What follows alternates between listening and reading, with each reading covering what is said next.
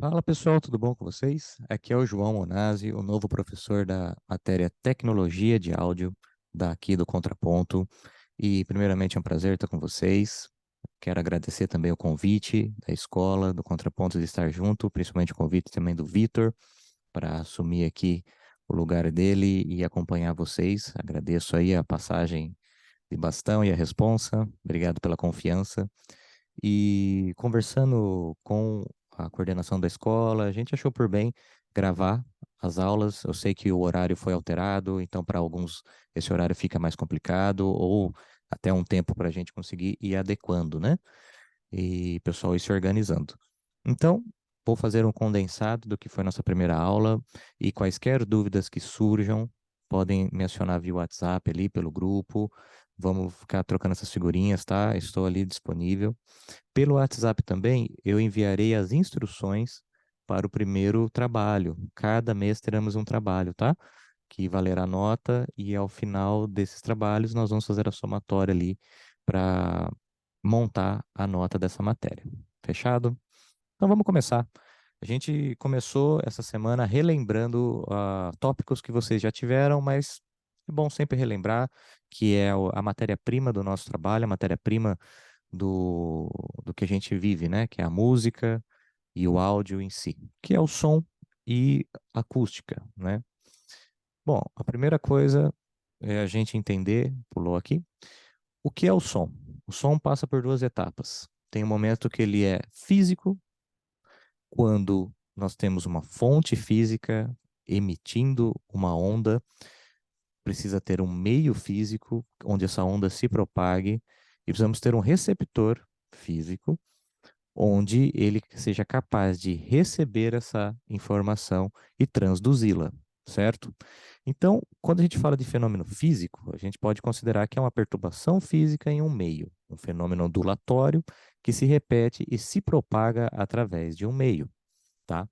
Quando chega no receptor, isso se transforma num um estímulo biológico, né, psicofisiológico, porque ali a gente vai ter formado pelo sistema nervoso central, que é quem interpreta os sons e os seus significados.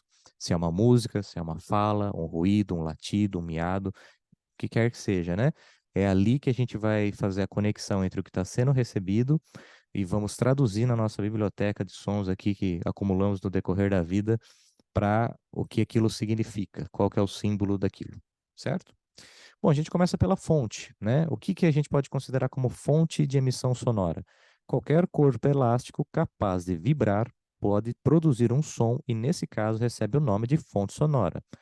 Qualquer sistema capaz de converter, a gente vai usar muita palavra transduzir, tá? Energia. O que que significa isso? Por exemplo, o nosso poderoso Pug aqui, vocês viram que ele está aparecendo bastante. O Pug é um animal, um ser vivo, né, que ele faz uma mutação, ele faz a configuração de energia através, ele se alimenta, tem todos os processos orgânicos e essa comida, né, ele retira dessa comida ali carboidratos, proteínas, gorduras, coisas que dão energia para ele, e aí a partir disso, de um aparelho fonador dele, ele consegue emitir algum tipo de som, tá? Seja para se comunicar, seja como forma de agressão ou de defesa. Temos, por exemplo, o exemplo do motor. O motor, a função dele primária não é emitir som, mas acaba acontecendo também, né? Como um efeito colateral pela conversão de energias em outra forma. Acontece às vezes, muitas vezes, de a gente não ter uma conversão entre energias 100% limpa, né? O que acontece então é que às vezes nós temos ali um vazamento por outro tipo de energia. O motor tem uma função, às vezes transformar combustível em energia a combustão para você mover alguma coisa, só que dentro desse processo, um pouco dessa energia se dissipa como energia acústica em ondas mecânicas ali que vazam, né, do funcionamento do motor. E já tem elementos que são feitos para soar, como os instrumentos musicais, né? A função dele é realmente transformar energia mecânica, né, dentro de som, tá? Como é a bateria, por exemplo. Bom, quando a gente fala de meio, né, o meio é aquilo que vai carregar a informação. Como vocês podem ver nesse videozinho aqui, eu vou até colocar de novo. Olha só, o que acontece é que o meio em si, ele não sai do lugar, né? Mas ele carrega a informação dentre as suas moléculas. O que que acontece? Quando a gente tem uma fonte, essa fonte ela vai perturbar, ou seja, por exemplo, eu estou falando aqui. Quando eu estou falando, eu estou usando meu aparelho fonador para criar uma coluna de ar onde eu empurro, né, molécula por molécula, e dentro desse meio que eu estou existe ar, por isso que a gente chega até esse microfone, que no caso é meu receptor agora, né, e ele consegue vibrar a membrana desse microfone aqui, né? Se fosse o seu ouvido, é a mesma coisa. Só que o importante só acontece esse fenômeno, né, de emissão e escuta de um som porque existe um meio. Um bom exemplo é, por exemplo, no espaço, quando a gente não tem ar, né? O vácuo não há propagação de som. Ou seja, os filmes do Star Wars ali, que é onde você escuta os raios lasers fazendo barulho, as naves explodindo, bom, aquilo lá não é verossemelhante, tá? Se nós estivéssemos mesmo dentro do imenso vácuo, não teria a propagação de som, porque nós não teríamos o meio que pode ser conduzido. E esse meio pode ser diferentes tipos, né? Pode ser, por exemplo, a água, o alumínio, o ar, o chumbo, o ferro, o granito, o hidrogênio, o mercúrio, entre outros, né? Um pedaço de madeira. O que que acontece é que em cada meio haverá algumas particularidades. Bom, vamos definir o que que é meio. Meio, um corpo ou ambiente onde ocorrem determinados fenômenos especiais. Vamos pensar. Outra palavra que a gente sempre vai usar, porque o meio ele precisa ter uma especificidade, ele precisa ser elástico, né? Então, o que significa elasticidade? Propriedade de certos corpos de se deformarem e voltarem à posição inicial. Ou seja, esse corpo ele precisa ser capaz de ser deformado e retornar à sua posição inicial, tá? Então, o meio elástico é um ambiente onde suas partes tendem a voltar à posição após ter sido impactado por uma força que gerou movimento. Esses meios podem ser sólidos, líquidos e gasosos. E também eles podem ser com diferentes dimensões, tá? Eles podem ser unidimensionais, e a gente pode pensar numa corda esticada, onde ela vai oscilar só num sentido, bidimensionais, como a membrana de um tambor, quando ela soa em dois sentidos ao mesmo tempo, e, por exemplo, tridimensionais, quando a atmosfera, onde o som se propaga para todos os lados ao mesmo tempo, né? Quando se você tiver um meio ali dentro. Então, o que acontece muito é o seguinte, né? Pensa que uma molécula está aqui e quando eu falo, essa energia que eu jogo, ela pega, balança e volta, né? Então, se a gente está aqui, eu estou com essa molécula aqui, falei, ela vai para frente e volta. Só que nisso vai para frente, ela bate na próxima, essa próxima vai para frente e assim consecutivamente, uma vai batendo na outra e isso vai carregando a energia. Importante. As moléculas, elas não saem do lugar, mas elas transmitem a energia, tá? Então, por isso que também não é uma transmissão infinita, porque a cada movimento desse há uma perda de energia no processo, tá bom? Então, o que a gente pensa, então, é que o meio sem o meio não é. Ah, perdão, vamos voltar aqui. E cada meio vai ter uma velocidade de transmissão. Por que que acontece isso? Porque o, a presença ali dessas moléculas, né, que constituem esse meio, vão fazer toda a diferença na velocidade de transmissão, porque imagina assim, se as moléculas elas estão mais próximas umas das outras, essa mensagem vai ser transmitida mais rápido, pois o movimento tem que ser mais curtinho, certo? Se elas estão mais afastadas, elas vão ter um pouquinho mais de demora para transmissão de energia, o movimento é maior. Então, por exemplo, no ar, a 27 graus, nós temos 340 metros por segundo. Aqui vem um detalhe importante: a temperatura sim altera muito a velocidade de transmissão, tá? Então, quando nós falamos em 340 metros por segundo, nós estamos falando, né, em a 27 graus Celsius. Por quê? Num dia mais frio, como nós podemos perceber, por exemplo, em materiais, tendem a ter um encolhimento, né, uma condensação do material. Então, por exemplo, se você tem um portão que às vezes ele engasga, né, a massa, quando está mais frio parece que ele passa mais liso, porque as ferragens, ou às vezes enrosca mais, vai depender de onde está o problema. Mas o material tende a compactar. Em dias mais quentes, as moléculas se expandem e isso tende também a expandir o material.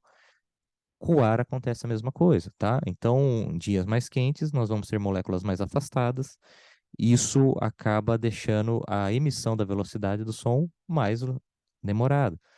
E dias mais frios, mais rápidos. Como a gente pode ver, por exemplo, ó, em materiais com mais densidade. Pensa aqui, por exemplo, no mercúrio, né, o material mais denso líquido que existe.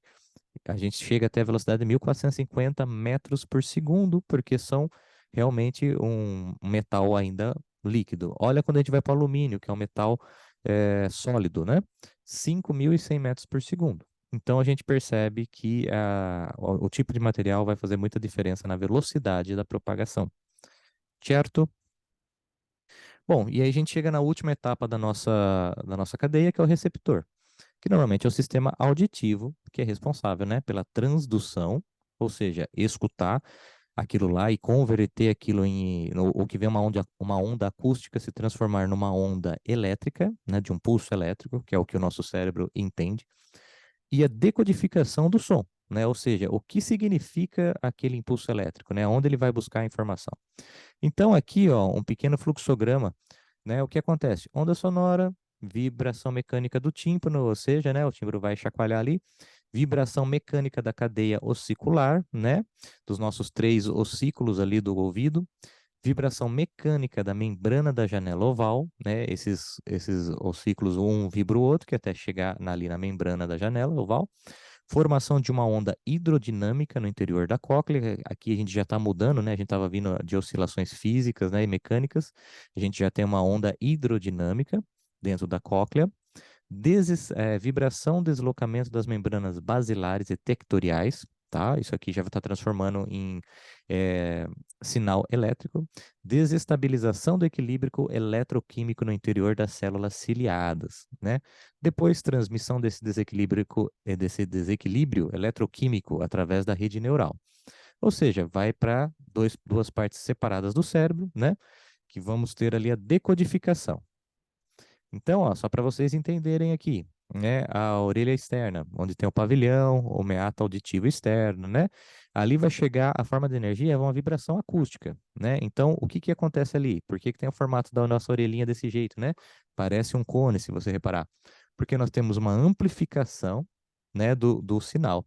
E isso mais para frente a gente vai ver a grande capacidade que nós temos desde escutar sons muito baixos até sons muito altos. Então, a transmissão, a amplificação e proteção, né, fica por ali. No ouvido, no medial, nós temos o tímpano, os ossículos ali no ouvido médio, vibração acústica e mecânica, né? Aqui a gente já tem a vibração dos próprios materiais ali. Então, ali vamos ter adaptação de impedância, é onde nós temos esse controle dentro do nosso ouvido de volume, de proteção, né? Para nós não estarmos suscetíveis a sons muito altos e explosões e nós explodirmos, por exemplo, né? Termos alguma perda ali de tímpano, alguma coisa assim, por causa de um som muito forte. Equalização de pressão. E mais para dentro, né, no ouvido interno, né, nós teremos os canais semicirculares, nervo auditivo, a cóclea, né, e ali a gente já tem a informação a forma de energia já está hidrodinâmica e eletromecânica, ou seja, já tivemos uma transfiguração aí da energia, né? O que que acontece é a transdução da energia mecânica e hidrodinâmica em impulsos neurais. Né? Aqui a gente está começando a falar, vamos falar assim, até aí estávamos falando uma linguagem física e agora nós estamos falando a linguagem do cérebro, né? Biológica, tá? E ali dentro, né, o sistema nervoso auditivo periférico e central. Ali nós temos os córtex auditivos, né? Ali já é só impulso elétrico e onde vamos ter as transmissões dos impulsos nervosos, integração e decodificação dos sinais e sensação auditiva, tá bom? Então, só para vocês verem aqui dentro do cérebro, né, nós vamos ter o córtex auditivo primário, que analisa os sinais do nervo auditivo proveniente dos ouvidos, e córtex de associação auditiva, integra os dados auditivos com lembranças, emoções e outros sentidos, tá? Essa aqui é uma das partes que hoje está bem quente dentro da neurociência e da neuromúsica, né? Da cognição musical, que é entender como músicas, como sons, né? Onde eles atuam e afetam dentro do cérebro e como isso, por exemplo, podem ser usados e já são usados, né, dentro da musicoterapia como tratamentos auxiliares para Alzheimer, para retardamento da demência, por exemplo, algumas doenças ali da terceira idade, para você trabalhar, por exemplo, a busca de memórias episódicas através de músicas ali do paciente que ele escutava quando era mais novo, e você coloca ali e você vê realmente uma ligação, uma conexão que às vezes o Alzheimer pelas vias normais da conversa você não consegue acessar, e às vezes a música, como ela é guardada em outro lugar dentro do cérebro, ela consegue reativar essas memórias, tá? Então tem bastante coisa muito legal saindo, muitos estudos bacana saindo dessa área. Bom, vamos continuar relembrando que aí a gente vai para o som em si, quais são os parâmetros dele, né? Podemos pensar em cinco aqui. A altura, quando a gente falar em altura, a gente está falando em pitch, é a altura de nota, né? A altura de frequência. Duração, aí aqui está falando do tempo que dura em segundos ou milissegundos uma nota. Intensidade, aqui sim é o nosso famoso volume, né? Se a gente for trazer aqui, mas a gente não vai usar essa palavra volume, porque em física volume quer dizer outra coisa, então a gente pensa realmente em intensidade ou nível de pressão sonora, se vocês preferirem. Timbre, que é as características de um determinado som, de um determinado som de um instrumento, né? O conjunto ali de coisas que trazem a característica daquele som e como a gente identifica, por exemplo, um violino, um piano ou uma guitarra elétrica, como é que a gente só de escutar a gente sabe qual instrumento está sendo tocado. E o envelope ADSR, que é ali o conjunto que cria as características da onda, né? Da duração da onda dentro do tempo. Bom, a altura acho que é um dos mais fáceis. Esse material vai estar lá com vocês, tá? Vai estar numa pastinha lá, vocês podem ler com mais calma. E também vai ter alguns materiais complementares que eu deixarei ali numa pastinha de bibliografia dentro de um Google Drive, tá? Que eu vou disponibilizar para vocês junto desse vídeo. Quando a gente fala em altura, a gente está falando de frequência. E frequência, a gente pensar o que que é frequência? Se eu falar, por exemplo, para vocês, qual é a frequência que vocês vão à aula de acústica, de tecnologia musical dentro do contraponto? Aí vocês me falariam, eu vou uma vez por mês. Então a sua frequência é uma vez ao mês. Você repara que eu tenho que ter, para ter uma frequência, nós precisamos de duas informações: a quantidade de reiteração que você vai e o espaço de tempo. Então aqui no caso foi um mês e às vezes você foi. E às vezes que você foi uma, tá? Quando a gente fala de frequência, quando eu falo, por exemplo, um 440, um Lá 440, nós estamos falando que uma onda, ela oscilou dentro de um segundo, lembra? Espaço de tempo, dentro de um segundo, 440 vezes. Então, essa é a escala de Hertz, tá? Quando a gente falar de Hertz, nós estaremos falando de quantas oscilações por segundo ocorreram. Então, se você pensa que a gente escuta de 20 Hertz, ou seja, de 20 oscilações dentro de um segundo a 20 mil Hertz, ou seja, 20 mil oscilações em um segundo, né? Nós temos uma capacidade bem alta de conseguir diferenciar as oscilações dentro de um mesmo espaço de tempo. Ali tem uma figurinha bem interessante, ó. Ali em cima nós temos, dentro do mesmo tempo, uma figura onde tem três ondinhas e no outro acaba tendo eh, perto de 4,5, né? Nós temos ali entre picos e vales. Então nós percebemos que logo de cara, se eu perguntasse qual é a frequência mais aguda, vou deixar essa para vocês. Vou deixar essa para vocês. Qual é a frequência mais aguda aí? Aí vocês me falam, tá? E quando a gente traz aqui, né, como o nosso curso é um curso de tecnologia musical, é sempre importante a gente entender as congruências entre áudio e música, tá? Aqui eu trago uma tabelinha de alguns dos técnicos e escritores aqui da mixagem, de masterização, de acústica, como eles definem algumas referências psicoacústicas, né? Por exemplo, graves, médio graves, médios, agudos, tá? Então, essas divisões, né? Se a gente perceber, tem um pouquinho de diferença ali entre um autor e outro, mas nada muito gritante, né?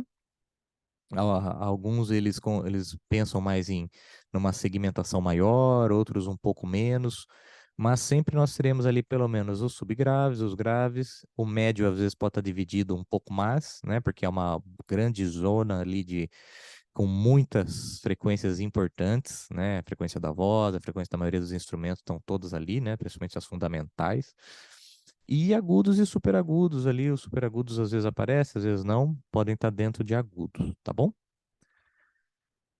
E aí, quando a gente traz isso, né, fazendo uma equiparação, porque se a gente está falando em frequência, a gente também está falando em nota, tá? Então, se nós estamos falando em frequência, por exemplo, quando a gente fala 440 é o Lá, nós temos que entender que cada frequência vai corresponder a uma nota, né? Porque essa oscilação de 440 vezes, né, de alguma coisa oscilando 440 vezes dentro de um segundo, num espaço com ar ou qualquer outro elemento, vai resultar numa emissão sonora que resultará na nota Lá para a gente, né? E por assim por diante. Então, o Dó vai ter a sua, o Mi, o Fá e tudo mais. E aqui a gente pode ver a range, né? Ou seja, os instrumentos, alguns dos principais instrumentos nossos, qual é a range que eles têm de tessitura, de altura de notas, né? A gente pode ver, por exemplo, o piano, que tem as suas 88 notas, né? Que ele vai ali do 26 Hz até o 3.951 Hz, pensando em fundamental, tá? A gente está pensando na nota fundamental, ou seja, a nota principal, né? Se a gente apertar ali o dózinho ali do final, o dó do mais grave ou o dó mais agudo, certo? Bom, qual que são as diferenças, né? Por exemplo, quando a gente fala de subgraves e graves, os graves de 20 a 200 Hz incluem o grupo dos subgraves de 20 a 80. São as frequências mais baixas, né? Ou seja, aquela voz assim, bem grave, né? Ou qualquer instrumento como um baixo, como o bumbo da bateria, como o trombone, como a tuba tocando, né, lá embaixo, enfim, né, ali na região, os instrumentos que soem abaixo ali de 200 Hz. O restante de 80 a 200 ainda tem características de graves, mas não o peso e a profundidade dos subgraves, né? Uma coisa importante que a gente entenda, quanto mais grave o som, mais difícil de ter definição nesse som, né? A gente não consegue ter uma boa resposta auditiva, uma boa definição desses sons quando eles estão muito graves, tá bom? Médios, né? Os médios se dividem em três regiões de características diferentes. Os médios graves, de 200 a 600 Hz, têm as frequências fundamentais das vozes e da maioria dos instrumentos musicais. Ou seja, é ali que vai estar as principais frequências da maioria dos instrumentos que nós escutamos, tá? Esse é o nosso desafio, por exemplo, dentro do processo da mixagem. Como é que a gente faz para que todos soem se está todo mundo ali no mesmo lugar, né? Os meio médios, entre 600 a 2K, incluem regiões importantes para caracterizar os timbres dos sons e a clareza da voz masculina, porque normalmente ali está o segundo harmônico, né, das fundamentais. A gente já vai ver sobre isso logo em seguida, tá bom? Os médio-agudos, indo de 2K a 6K, incluem a região onde o ouvido é mais sensível, portanto, tem grande responsabilidade no volume aparente do som, sua característica é metálica ou estridente. Bom, a gente vai ver também que a nossa resposta auditiva, ela não é linear para todas as frequências e que nós temos uma certa sensibilidade nessa região dos médios agudos, tá? É onde a gente tem uma maior sensibilidade. E então, o que significa essa maior sensibilidade? Significa com menos nível de pressão sonora, com menos intensidade, um som, a gente vai escutar ele tão bem quanto, e às vezes para um som grave a gente precisa de muito mais energia para poder fazer ele soar na mesma altura, tá? Aqui eu vou usar a palavra altura no sentido de volume, de intensidade sonora, do que os médios. Ah, a 6K começa a região dos agudos. Nessa faixa torna-se muito difícil identificar notas musicais. Também temos uma certa dificuldade a partir de algum momento. Nós vamos ver a curva de Fletcher-Manson aqui para a gente entender um pouquinho como o nosso ouvido responde a essas variações de frequências, tá? Os agudos trazem brilho, transparência do som, mas não acrescentam muito volume ao conjunto, né? A oitava mais alta dos agudos, de 10K a 20K, é chamada de região de superagudos e responde pelos detalhes mais sutis do som. Então, várias pessoas já vão não perceber essas frequências, tá? A gente não tem toda essa capacidade, com o passar do tempo, a gente perde principalmente capacidade de audição ali na região aguda. Isso é um dos primeiros lugares que nós temos uma certa perda auditiva decorrente mesmo da exposição sonora, do nosso meio de vida hoje em dia, né? É, moderno, tá? Então acontece ali, é difícil escutar para cima de 15K, por exemplo. Mas o que acontece muito aqui nessa região tem uma informação de brilho, tem alguma coisa que pode fazer sentido para o timbre do instrumento, para o timbre de uma voz, tá? Então nós vamos ver isso também. Bom, aí quando a gente fala de intensidade, a intensidade ela tem muito a ver com a amplitude da onda. Lembra que a gente tinha visto que a frequência tem a ver com quantas vezes uma onda oscila durante um determinado espaço de tempo? Tá, a amplitude agora a gente vai ver no eixo vertical, né? Ou seja, qual que é a altura dessa onda? Se essa onda ela está oscilando pouco entre seu pico ou seu vale, ou se essa onda ela tem uma grande diferença entre o pico, que é o lugar mais alto dessa onda, e seu vale, tá? Então a intensidade de um sinal normalmente percebida como volume, né? A gente vai evitar de usar essa palavra. A amplitude de um som pode ser avaliada pela quantidade de deslocamento de ar produzido pela onda sonora. Bom, por quê? Para você produzir uma onda grande, você precisa de mais energia, tá? Então, pensa aqui comigo, por exemplo, quando você está, sei lá, quando você está em algum lugar e você vai aumentando o volume e põe a sua mão na frente da caixa de som. Conforme vai subindo o volume, você vai sentindo mais ar ali na frente do deslocamento. O falante vai para frente, vai para trás para reproduzir a onda e você vai sentindo esse deslocamento de ar mais forte. Se você for na frente de um grande alto-falante, você vai ver uma bela deslocamento de ar, tá? Ainda pensando nisso, né, a percepção do volume está relacionada à variação de pressão gerada por uma onda sonora, que era o que a gente está falando. Nosso sistema auditivo ele tem dois limites de audibilidade, né? Limiar de audibilidade, né? Ou seja, mínima intensidade audível, o som mais baixinho que a gente consegue ouvir, e o limite de dor, que é o nível mais alto, né, que a gente sente danos fisiológicos ou dor, né? Ou seja, um som muito alto a gente vai começar a ter realmente dor nos nossos ouvidos ali, e isso é o sinal que a gente está chegando né, bem próximo ali de algo danoso à saúde auditiva, tá? Então, quando a gente olha aqui o nosso gráficozinho do lado, o que que a gente tem aqui, né? Primeiro, a música. A música ela pode variar tanto até de 50 a 10 mil hertz, pensando nas fundamentais, tá? Pensando em frequência, e no eixo, né, o eixo vertical, até 75 dBs de oscilação nós podemos ter ali. Já a voz, a palavra, temos um pouquinho menos de oscilação e um pouquinho menos de variação de frequência. Bom, a gama entre os dois limites, né, do menor limiar auditivo para o maior é muito grande. Né? Para uma frequência pura, por exemplo, de 1000 Hz, se a gente fizesse uma senoide, o que que é uma senoide? É quando a gente tem somente uma frequência. Isso não existe na natureza, tá? Isso só vai existir elaborado dentro de um laboratório, dentro de um sintetizador. Nós teríamos ali uma variação de 10 a menos 12 watts por metro segundo a 1 watt por metro segundo, ou seja, uma razão de 1 trilhão para 1. Essa é a nossa capacidade de ouvir, tá? Então a gente consegue ouvir, por exemplo, um som que poderia estar a 10 a menos 12 watts, ou seja, é muito pouca energia, né? Sendo ali, a gente consegue perceber uma leve oscilação mesmo de energia e desde até de uma grande oscilação que, então, que a gente tem uma razão de 1 trilhão para 1, né? Imagina isso, é uma capacidade muito alta. Então não faz muito sentido, né, quando a gente fala de watts por metro segundos, por isso que a gente acabou usando uma escala logarítmica, né, que é o decibel. O decibel é uma relação logarítmica entre duas potências ou intensidades, que é o nosso caso aqui da nossa capacidade auditiva, né? Nós temos ali uma diferenciação entre duas potências.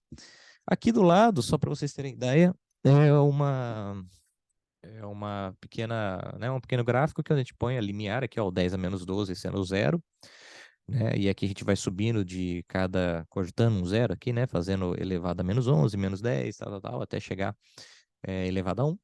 E a gente percebe que então a gente pode, pensando em dB, né, a gente vai de 0 até 130 decibéis, que seria o máximo nosso, que seria, por exemplo, a gente está a 30 metros de um avião a jato, tá? Que é o limiar de dor mesmo, né? A turbina de um avião a 7 metros, trovões bem próximos, né? Então aqui vocês podem ter uma ideia de qual que é mais ou menos a intensidade de cada volume aqui, tá?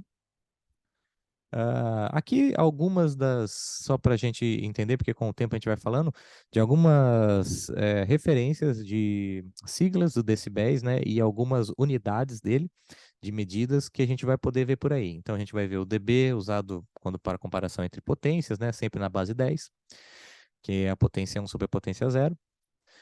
O dBu é uma referência de tensão de sinal, ou seja, a gente está falando em eletricidade. Muitas vezes a gente vai ver, por exemplo, entradas de mesa, entradas de outras coisas, que a gente vai ter 0 dBu, né, como uma opção, ou 0 dBV, né, que aí muda um pouquinho.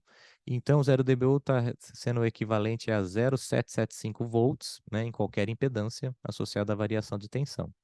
O dB-volts, referência de tensão de sinal, é 0 dBV, é igual a 1 volt, tá, em qualquer impedância. Temos também o dBm, que é referência de potência de sinal, que vai ter 1 miliwatts, e aí a gente vai ter que ter uma correspondência dentro de uma impedância, né? Que aqui no caso é 600 ohms, tá? O dBwatt, né? Que é um watt associado à variação de potência. O dBSPL, ou seja, Sound Pressure Level, que é o nível de pressão sonora, tá? Que é o que a gente usa como realmente uma referência real de volume para a gente quando a gente está escutando em algum sistema de monitoração, ou seja, seria a referência para a gente, o que a gente escuta, né? Volumes que a gente escuta, tá? Porque ele vai estar associado à variação de pressão atmosférica, né? É a que a gente está suscetível, tá bom?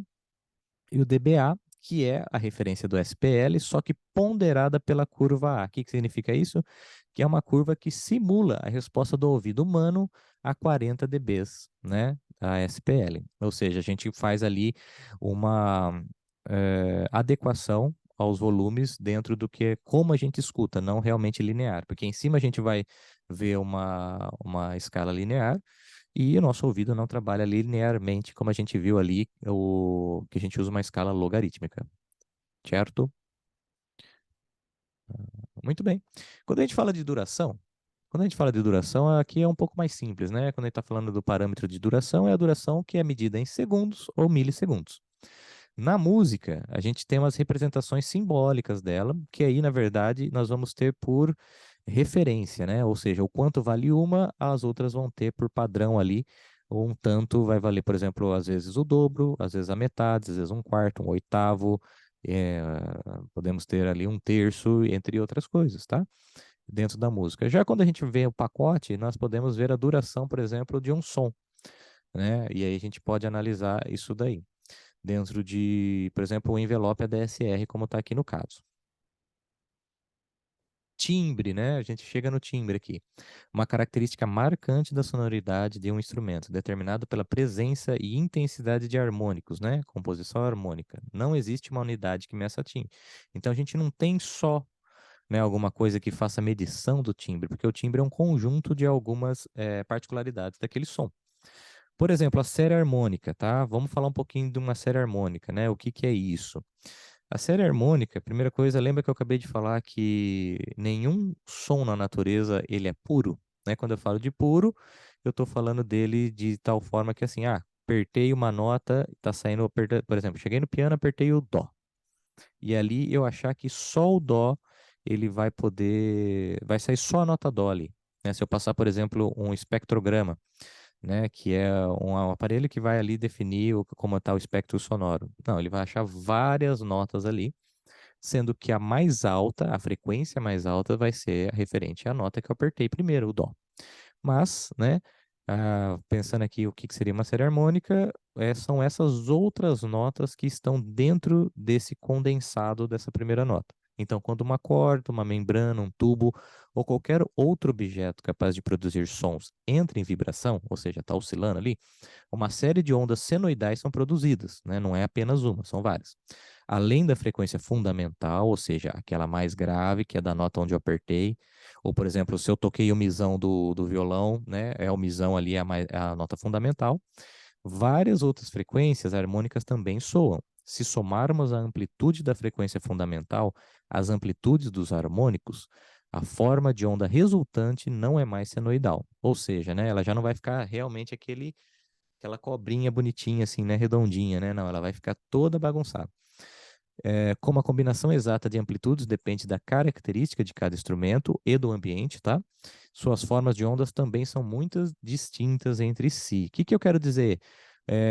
Cada nota de cada instrumento vai ter um desenho particular se a gente colocar ali dentro do espectrograma, por exemplo, tá? Então, aqui a gente pode entender o seguinte, tá? Isso aqui desde ali, né, do período grego, a gente já tem uma boa ideia do que seria essa série harmônica. A série harmônica, no fim das contas, ela é um conjunto de notas, então, que está dentro desse envelope, dessa primeira nota, que é um fenômeno físico que ela acaba acontecendo com umas subdivisões da primeira, da primeira nota, da primeira frequência, tá? Vamos pensar em frequência, fica mais fácil. Então, nesse caso aqui, ó, quando a gente olha para o Dó, imagina que o Dó de 65,4 Hz ele é a primeira nota, né? Nossa nota fundamental. Quando a gente olha ele aqui, tudo tranquilo, nós dentro dele haverá o dó de 130 Hz, ou seja, junto com ele ressoando, há também o 130,8 Hz, que é nada mais que é o dobro dele. Percebe, né? 65,4, 130,8 é o dobro. Ou seja, seria o dó uma oitava acima. A próxima nota, que seria o 196, é o sol, ou seja, a quinta, né, do acorde, a quinta ali do dó, no caso. A próxima nota, o 261,6, é um outro dó, né, que estará ali, ou seja, o próximo dó, duas oitavas acima. E a próxima nota, que seria o mi, seria a terça do nosso dó, tá? Então a gente teve um rastreamento longo, tá? Isso é um fenômeno físico e acontece toda vez que se toca essa sequência, ela se repete. Não importa se você tocou um piano, um violão, um violino, um cavaquinho, qualquer instrumento que tenha sons organizados, né? Ou seja, tem uma nota, um pitch, né? Nós vamos ter essa sequência de frequências da série harmônica, tá bom? Então, o que varia para mudar o timbre são a intensidade, ou seja, o volume de cada uma dessas notas. É isso que vai fazer a diferença, tá? Então, pensa, ó, e olha só que coisa interessante, né? As primeiras notas que nós temos aqui, então, ó, primeira nossa fundamental, dó. Segundo, um dó acima, né? Uma oitava acima. A terceira é uma quinta, né? A quarta, outro dó acima, duas oitavas acima. E a quinta nota é uma terça. Olha só que interessante, então, né? Para a gente fazer um paralelo aqui, olha como a gente fez uma. A gente acaba, quando a gente monta o acorde por sobreposição de terças, né? Quando a gente pensa ali na tríade, por exemplo, Dó, Mi, Sol, nós nada mais estamos do que reiterando, ou seja, repetindo as primeiras notas, ou seja, as notas em teorias mais fortes da série harmônica da primeira nota. Então, por isso que a forma de montar de acordes em sobreposição de terças fez tanto sentido ali, né, desde muito tempo atrás e foi a mais adotada. Claro que hoje a gente vê, né, montagens diferentes, por sobreposição de quarta, quintas, entre outras, mas aqui está um porquê da escolha e do porquê realmente da adequação mais cedo desse sistema, né, porque ele fazia mais sentido porque reiterava ali a série harmônica, tá? E por último, a gente pensa timbre, a gente pensa em envelope sonoro, né? O que que é um envelope sonoro? Não é só a forma de onda que define que um som é produzido por determinado instrumento, mas também a forma como o som se inicia, se mantém e termina ao longo do tempo. Ou seja, o envelope, né, o pacote ali daquela série harmônica, ela pode estar começar mais alto, cair um pouquinho, se manter, cair, ou pode começar mais baixo, aumentar, cair, enfim, tem várias formas aqui das notinhas elas serem, a partir do momento que você tocou uma nota, como elas vão responder, né? Como ela vai responder durante o tempo. Pensa numa tecla de piano, aperta ela e vê como o som durante o tempo ele vai reagindo, né? Normalmente ele começa seco, tum, né? E vai diminuindo, tal. Então aqui, por exemplo, a gente está tendo um ataque um pouco mais lento, né? Poderia ser, por exemplo, um violino, né? Que tem um ataque ali que começa um pouco mais lento e vai. Uma flauta sem o ataque da língua, né? Usando aqui o bocal normal, tá? E aí o nosso envelope, ele tem quatro fases. Perdão. O ataque, o decaimento, a sustentação e o relaxamento, tá? Ou em inglês, ataque, decay, sustain, release. O ataque, início de cada nota, né? Como se dá o ataque de cada nota. O decaimento, momento seguinte ao ataque, tá? Então você já atacou, como esse som se mantém? Ele cai um pouco, ele continua? Como é que acontece? A sustentação é o maior tempo da duração da nota, né? Enquanto a gente está escutando ela, que parece que ela se manteve no mesmo volume. E o relaxamento, que é o final da nota, quando a intensidade sonora diminui até desaparecer completamente, certo? Bom, aqui tem um videozinho. Eu não sei se vai sair o som.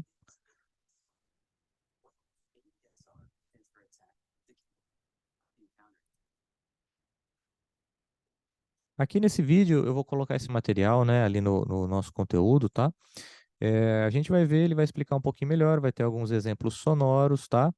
E a gente vai olhar um pouquinho do que é o ataque, como é que o ataque se faz, principalmente nos sintetizadores, quando a gente vai trabalhar com synths, assim, esses controles eles ficam sempre bem na mão, porque faz muito sentido, né, ter esses controles para a gente controlar o timbre do nosso instrumento, tá? Então isso faz mais sentido. O The Case Sustain aqui ele vai dar uma explicação, o vídeo está em inglês, mas dá para entender, ou pelo menos as adequações gráficas, e qualquer dúvida, né, vocês sempre podem contar aqui, mandarem ali pelo WhatsApp, tá bom? Bom, dentro do envelope sonoro ADSR, as ondas, né, a formato de onda, eles podem ser bem diferentes. E isso aqui, mediante dentro, também não existe na natureza, isso aqui já são ondas que são feitas dentro de laboratórios, dentro de sintetizadores, que é onde a gente consegue trabalhar bastante alterando os formatos, né, das ondas. Então, por exemplo, a onda triângulo, que vai ter esse formato, onda quadrada e onda dente de serra, né? Essas frequências, essas ondas, perdão, vocês vão poder perceber que elas têm elas não são naturais, né? Elas têm bastante diferença porque a gente está acostumado a escutar de instrumentos acústicos, tá? Elas, né? Porque afinal de contas, elas não são dentro do modo ali, dentro do padrão natural de emissão sonora que a gente encontra na natureza, né? Os sons acústicos, vamos dizer assim. Então, aqui, quando a gente fala de timbre do envelope DSR somatizando com a série harmônica, olha aqui, né? Então, vamos supor uma flauta. Aqui temos a série harmônica dela. Então, olha só o volume de cada harmônico dela. Então, a fundamental alto, o primeiro harmônico alto, o segundo harmônico alto, aí já tem uma boa baixada, né? E aqui vai acontecendo. Isso vira o envelope dela também. Olha o fagote, já o terceiro harmônico bem mais alto que o primeiro e o segundo, o clarinete o primeiro bem mais alto, o segundo inexistente, né? E aqui a 180 ciclos, ou seja, 180 Hz, 294 ciclos, 294 Hz, né? A gente está sempre falando em alguma frequência, tá mostrando aqui para vocês a ordem, tá? Da série harmônica, como elas se dão desse lugar aqui. Aqui a gente vê, então, por exemplo, como as ondas vão se tornando de cada instrumento fazendo a mesma nota, né? Então, o diapasão, que seria o mais próximo que nós teríamos de uma senoide, né, dentro de instrumento físico, um violino fazendo a mesma nota, olha como já está bem diferente o formato de onda. A viola, um pouquinho diferente, flauta, oboé, clarinete. Então, a gente consegue entender que vendo os formatos das ondas, né, a gente consegue entender porque quando a gente escuta um lá de um piano e um lá de um violão, a gente consegue saber se o lá do piano ou o lá do violão, qual instrumento está emitindo aquele som, tá? E não precisa ter um grande treinamento auditivo.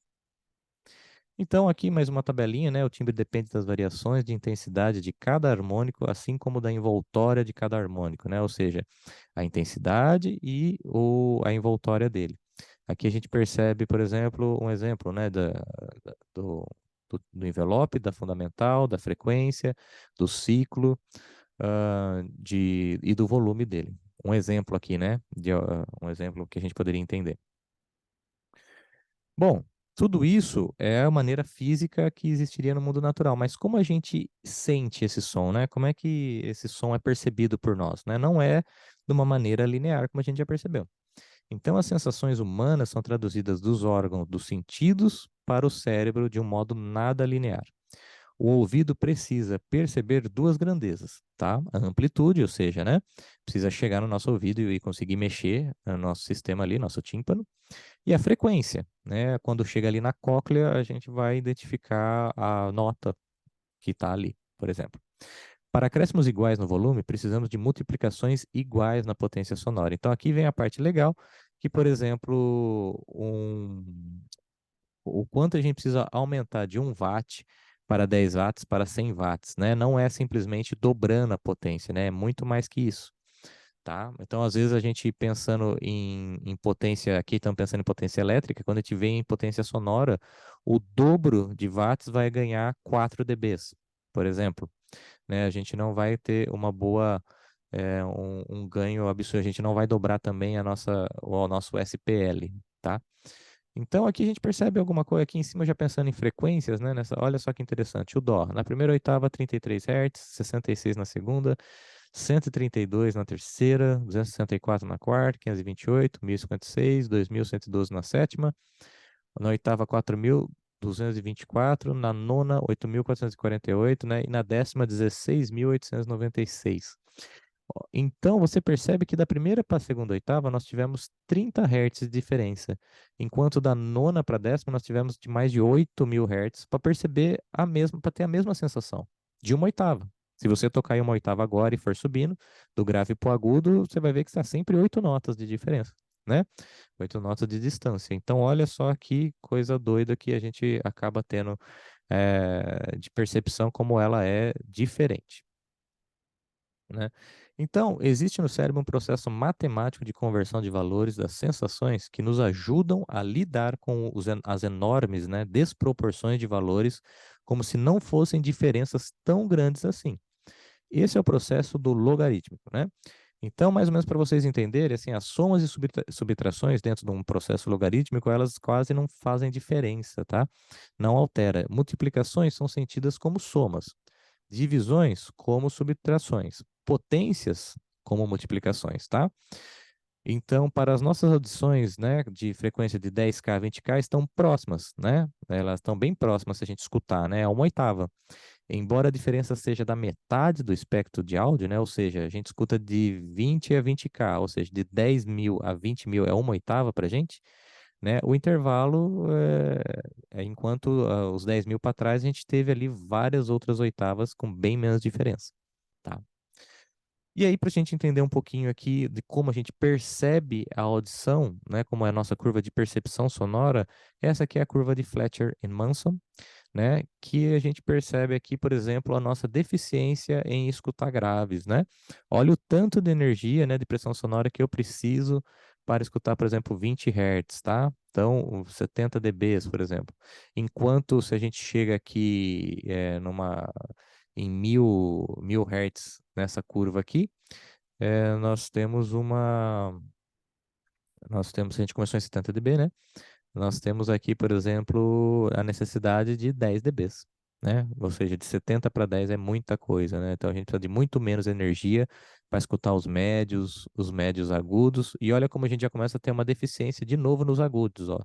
De 10K para frente já começa a ficar complicado também. Bom, por que que isso é importante? Porque quando a gente está mixando, né, a ideia de mixar é o equilíbrio das frequências dentro de um conceito estético ali de uma música. Então, entender que nosso ouvido não é linear é o principal ponto para entender o balanço que a gente vai ter que procurar e como se dá, né, a busca por esse balanço, tá? Quando a gente fala em acústica, mudando um pouquinho aqui, né, a gente vai pensar nos fundamentos da acústica. A acústica é definida de acordo com a norma do Instituto Americano, né, de Padronização, como a ciência do som, incluindo sua produção, transmissão e efeitos. Sua natureza é essencialmente interdisciplinar, né? Ou seja, transpassa várias áreas, tá? Com diversas áreas ali se combinando, né? Então, quando a gente vai falar em acústica, a gente vai ver acústica dentro da física, dentro da música, dentro do áudio, dentro da arquitetura e entre outros, né? Chamamos acústica ao comportamento de um espaço em relação ao som produzido em seu interior. Isolamento acústico é a capacidade de um ambiente fechado ou semifechado de evitar a passagem de som do interior para fora ou vice-versa. quando uma onda sonora encontra uma superfície, alguns fenômenos podem acontecer. Então, só para entender, a acústica é como um som se comporta dentro de um ambiente, seja ele aberto, fechado, né, de qualquer jeito. A partir, lembra que a gente falou do som precisa de um meio, né, do meio, de um receptor e de um emissor? Tudo bem, mas aonde vai estar esses três componentes também altera como o som é percebido e como o som é emitido, tá? Então, a acústica é essa interação com o ambiente, vamos dizer assim. Já quando a gente fala em isolamento acústico, a gente está pensando em tentar bloquear a interferência externa de um ambiente para o outro sonoramente. Isso já é alguma coisa diferente que a gente está tentando não ter uma contaminação sonora dentre ou do espaço externo para o espaço interno ou vice-versa, tá? Dentro de um porquê, de um determinado porquê, né? O porquê que faz sentido não acontecer isso, tá? Bom, os materiais, eles podem ter três características principais, tá? Lembrando que nenhum material é só uma dessas coisas. Ele pode ter uma preponderância de um, mas não quer dizer que ele não tenha as outras funções. Então, por exemplo, um absorvedor, ele normalmente, o material absorvedor, a característica dele, pouca massa, mole, poroso. Então, vamos pensar aqui, lãs, feltros, outros tecidos, né? Qualquer tipo de tecido, ele vai ter essa característica aqui. Isolante, né? Já o material isolante, ele normalmente tem uma massa, ele é bem denso, ele é duro e ele é liso. A gente pode pensar em chumbo, concreto, aço, vidro, né? São materiais bem isolantes. E difusores, que na verdade não é o material que ele é difusor, mas é a função dele que ele pode, né, que ele vai ter ali, que é o material normalmente que ele é duro, só que ele é irregular, ele não vai ser reto, né? Por quê? O que que o difusor, a ideia dele? A ideia é que eu não quero que morra o som como o absorvedor faz. Eu só quero que ele não volte perpendicular, né, à mesma direção que ele foi emitido, porque a volta dele, né, na mesma direção que ele foi emitido causa diversos problemas, como, por exemplo, um aumento daquela frequência. E isso acarreta, por exemplo, a microfonia, acarreta uma falsa sensação de escutar um som, por exemplo, no lugar e esse som ficar mais grave ou mais médio, enfim. Dependendo de como a sala está ali, ela vai dar uma camuflada, uma mudada no som que está sendo tocado ali. Bom, então a gente tem que entender o seguinte: a reflexão, né? A reflexão é o primeiro fenômeno que acontece, né? Não há absorção da onda sendo enviada de volta no ambiente com ângulo igual ao de incidência. A gente pode pensar em som igual a gente pensa em luz, tá? Como a gente tinha nas nossas aulas ali do ensino fundamental, ensino médio. Então, quando a gente pensa em ângulo, né, a gente pode pensar aqui que tem a fonte, ela vai mandar para cá, manda para cá, porque nunca a emissão é direta e direcionada totalmente. Apesar que sons mais agudos, eles são mais direcionais e sons mais graves, eles são omnidirecionais, ou seja, vão mais para todos os lados, tá? Aqui nesse caso, a gente vê que o ouvinte está sendo escutado, está chegando aqui uma informação direta no ouvido dele, mas também está tendo uma atuação de uma onda indireta, ó, que bate, por exemplo, numa parede e aí sim chega nele. Esse, por exemplo, é o nosso fenômeno do reverb, né? Quando a gente pensa em reverb, se tiver uma parede muito distante, já vai se tornar um eco, né? E mais distante um delay e por aí vai. Então, a gente pode pensar que o som ele é mais forte na direção da sua trajetória, claro. Então, a onda que vai chegar aqui primeiro, né, as ondas primárias que vão chegar no nosso ouvido, ela chega com mais força, porém, a atuação dessas ondas secundárias, elas vão também alterar o som. Então, olha só, quando a gente muda a direção, o formato da nossa parede aqui, ou do nosso meio, né, de refletor. Quando ele é reto, no mesmo ângulo que ele incidir, ele vai sair. Se a gente já tem uma parede côncava, né? Nós temos aqui, por exemplo, a emissão, ela sempre vai sair numa angulação diferente, convexa a mesma coisa, e mudando aqui os ângulos, né? Um ângulo mais obtuso, por exemplo, ele também vai sair diferente, né? Por isso que aí vem a ideia de, num estúdio, por exemplo, nós não termos paredes paralelas, né? Nós temos sempre tentarmos quebrar essas paredes com algum material ali, para que não toda hora, toda onda volte, né, pelo mesmo direção que foi enviada, tá? Bom, materiais absorvedores, né? A onda é absorvida pela superfície e não retorna energia para o ambiente. Então, quando a gente pensa em colocar um material absorvedor, a gente está tentando evitar dessa onda refletir, dessa onda bater e voltar. né? Então, como a gente viu ali, materiais espessos e porosos são melhores. Quanto mais espessos os materiais porosos forem, mais baixa será a frequência capaz de absorver, ou seja, mais grave, né? Porque o grave sempre é o mais complicado ali da gente ter uma absorção. Se vocês repararem, quando tá chegando numa balada ali, o que que sobra, né, de som fora da balada, né? Normalmente é o, né? Ou seja, o grave que tá vazando ali, tá fugindo, né? O agudo, normalmente, você tem que entrar dentro da balada para escutar ali dentro da danceteria. Aqui alguns materiais absorvedores, tá? Lã de rocha, lã de vidro, fibra de coco. E aí a gente percebe que cada material vai ter um coeficiente de absorção, né, dentro também para uma determinada frequência, tá? Então vocês olham que as frequências mais graves, por exemplo, 125, todos são bem ruins, vamos dizer assim, né? 0,16, 16%, 21% de coeficiente. E quando já chega para o 4.000 Hz ali, a gente já tem uma absorção bem boa, ou seja, por os agudos ali, a gente tem quase absorção total, por exemplo, na lã de vidro, que seria 100%, pensando numa escala de 0 a 1, certo?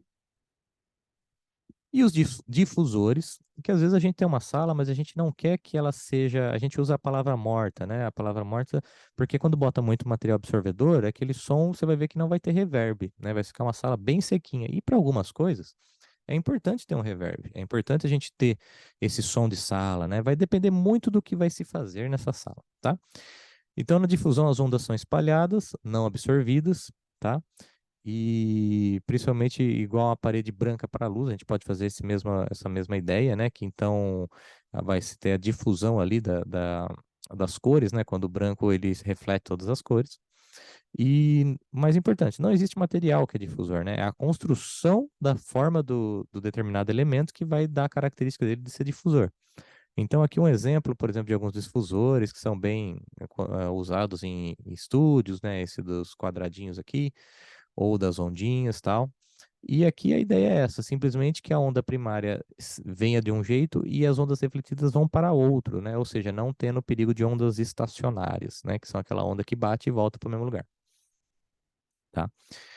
E transmissão é o que acontece quando a gente tem o vazamento do som, né? Atravessa a superfície e surge mais ou menos atenuado, porque ele vai perder energia, do outro lado, mais ou menos igual a um vidro transparente, né? A gente vai perdendo a capacidade de enxergar dependendo do tamanho do vidro. Quanto mais rígido e espesso o material, menor a transmissão, ou seja, uma parede mais de 2 tijolos ou concreto vai ter uma capacidade de evitar a transmissão. Lembra que som é vibração? Então, a vibração, ela vai a transmissão de energia, ela vai vibrando uma coisa, depois a outra, depois a outra, depois a outra. Se tem um material muito duro, é muito difícil vibrar esse material. E aí você perde a capacidade e vai perder a energia, vai dissipar essa energia ali. Então, aqui, por exemplo, o som um incidente, né? Vem o som refletido. Lembra que eu falei que nenhum material ele é só uma coisa ou só outra? E aí tem aqui o que vazou, né? O som absorvido e refractado pela parede, né? Ou seja, o que está vazando para o seu vizinho ali, né? Quando você está tocando aqui e tal, tem um som que está voltando para você, mas também tem um som ali que seu vizinho vai reclamar depois que você fez muito barulho, entendeu? Que é o som que está sendo transmitido ali, que foi, eh, acabou vazando, tá? Então a gente acaba pensando, né, que fenômenos acústicos a gente pode pensar, né, que há dois tipos de fenômenos acústicos, causados pelo comportamento da superfície, né, são retardos, ecos e reverberações, né, então, ou seja, olha o quarto aqui dos caras, eles estão escutando música e as ondas sonoras, elas vão, batem numa parede e batem na outra, depende do comprimento da onda, como a gente viu, né, que cada onda tem um tamanho de comprimento, isso vai causando um acúmulo dessas ondas aqui e isso vai alterando o som, né, e ligados às dimensões do ambiente, né, os efeitos das ondas estacionárias. Por exemplo, o efeito da superfície, imagina que quando a gente vê, por exemplo, um som numa caverna, que a gente escuta, né, tem o eco, né? Por quê? Porque as paredes estão distantes, então o som ele demora para bater e voltar, né? Às vezes acontece também de tocar, por exemplo, num galpão ou num ginásio de esportes, e parece que quando a gente chega a banda tá tocando de um lado, quando você chega na parede do outro lado, parece que a banda tá lá, mas com atraso, né? Porque tá batendo ali tudo e tá voltando, então você escuta o som desse jeito. Então a diferença entre reverb, eco, né, e delay ali, vai ser muito o tamanho e a diferença de atraso da onda. Certo? Bom, a gente parou por aqui na nossa aula. Espero que vocês tenham conseguido entender um pouco, tenham né, conseguido acompanhar. E, mais uma vez, qualquer dúvida, me chama ali no WhatsApp, vamos conversar. E fiquem atentos lá que eu também enviarei a nossa as primeiras orientações para o nosso trabalhinho. Tá bom? Obrigado, pessoal. Valeu, até mais.